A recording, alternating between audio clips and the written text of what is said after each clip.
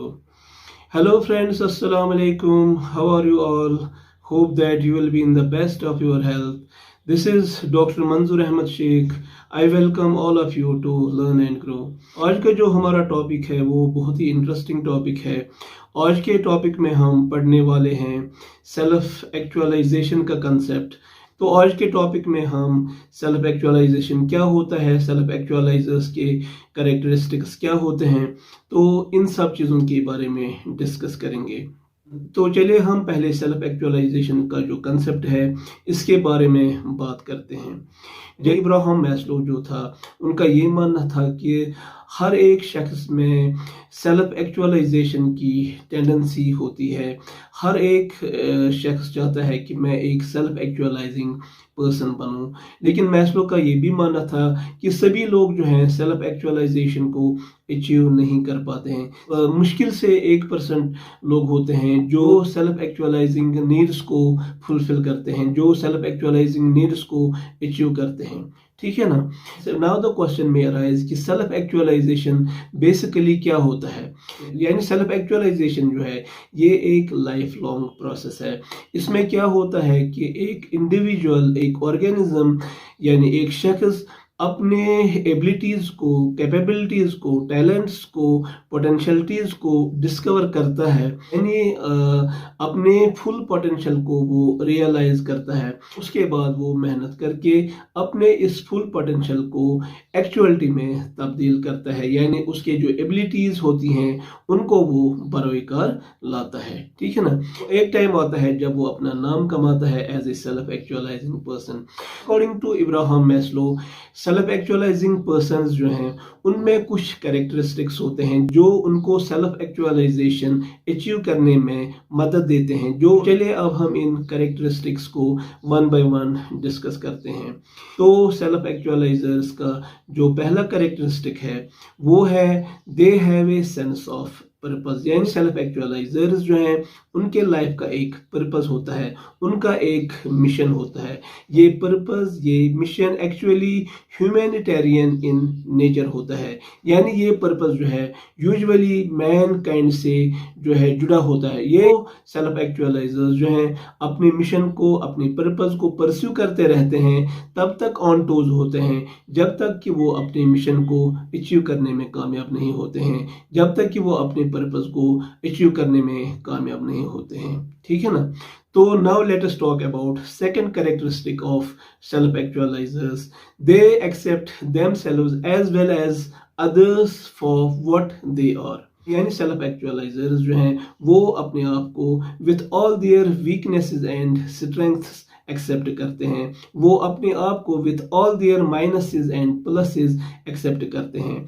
तो यही क्राइटेरिया वो दूसरे लोगों पे भी अप्लाई करते हैं. तो इसी तरह वो दूसरे लोगों को भी with all their pluses and minuses accept करते हैं. ठीक है ना. तो यानी वो दूसरों को इक्वली ट्रीट करते हैं regardless of their cost, regardless of their creed, regardless of their color, regardless of their social and economic status. ठीक है ना. तो तीसरा कैरेक्टरिस्टिक जो सेल्फ एक्चुअलाइजर्स का है वो है they perceive reality efficiently and can tolerate uncertainty. यानी रियलिटी को वो एफिशिएंट अंदाज में परसीव करते हैं क्योंकि हमें पता है कि uncertainty is part and parcel of everyone's life. So is the case with the self actualizing persons. लेकिन सेल्फ एक्चुअलाइजिंग पर्सन्स अनसर्टेनिटी से पर्टर्ब नहीं होते हैं, वो उसको टॉलरेट करते हैं, वो उसको फेस करते हैं और उससे फिर निकलते भी हैं. और सेल्फ एक्चुअलाइजर्स का जो फोर्थ कैरेक्टरिस्टिक है वो है दे आर क्रिएटिव.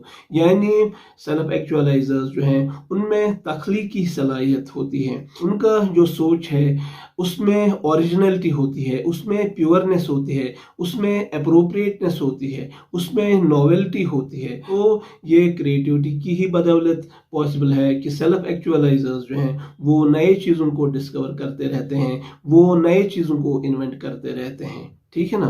तो सेल्फ एक्चुअलाइजर्स का जो फिफ्थ कैरेक्टरिस्टिक है वो है they have an unusual sense of humour. यानी सेल्फ एक्चुअलाइजर्स में ट्रमेंडस सेंस ऑफ ह्यूमर ہوتا ہے جو کہ انیوزول ہوتا ہے وہ فلاسفیکل ہوتا ہے. سیلف ایکچوائزرز جو ہیں whenever they come up with a joke, whenever they crack a joke, اس جوک میں ایک فلاسفیکل میسج ہوتا ہے. ابراہیم میسلو کے اکارڈنگ ان کے جوک کو ہر کوئی شخص سمجھ نہیں سکتا. اور سیلف ایکچوائزرز کا جو سینس آف ہیومر ہے, whenever they come up with a joke, whenever they crack a joke, they can not afford to crack a joke at the expense of others. Self actualizers کا جو sixth characteristic ہے وہ یہ ہے کہ they look at life objectively, یعنی اس کا یہ مطلب ہے وہ آبجیکٹیو تھنکنگ کے مالک ہوتے ہیں. ان کی جو تھنکنگ ہے وہ سائنٹیفک ہوتی ہے, لاجیکل ہوتی ہے, ریشنل ہوتی ہے. تو ود دا ریزلٹ وہ چیزوں کو ان کے اصلی روپ میں دیکھتے ہیں, وہ چیزوں کو ایز اٹ از دیکھتے ہیں. تو سیلف ایکچوائزرز کا جو 7th کریکٹرسٹک ہے وہ ہے دے اور پرابلم سینٹرڈ.